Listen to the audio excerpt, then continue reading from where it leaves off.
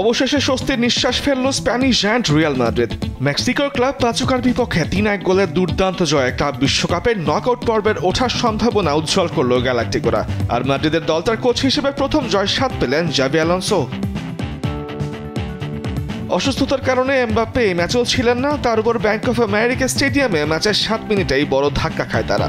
বক্সের বাইরে সলোমনকে টেনে ফেলে দিয়ে সরাসরি লাল কার্ড দেখে মাঠ ছাড়েন সেন্টার ব্যাক রাউল অ্যাসেন্সিও। এরপর শুরুর চাপ সামলে গুছিয়ে ওঠে রিয়াল, দারুণ এক গোলে দলকে এগিয়ে দেন বেলিংহ্যাম। ৭ মিনিট পর ব্যবধান দ্বিগুণ করে ইউরোপের সফলতম দলটি। নিচু শটে গোলটি করেন মিডফিল্ডার আর্দা গুলের।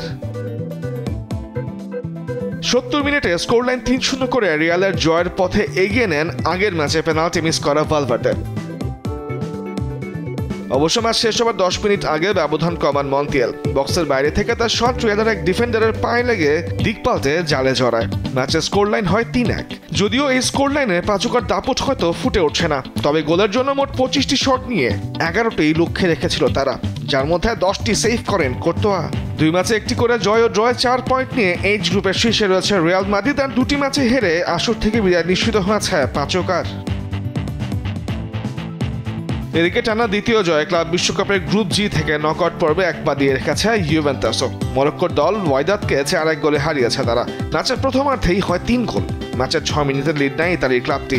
১৬ মিনিটে ম্যাচের লিড দ্বিগুণ করলেও ম্যাচের ২৫ মিনিটে ব্যবধান কমায় মরক্কোর দল ওয়াইদাদ।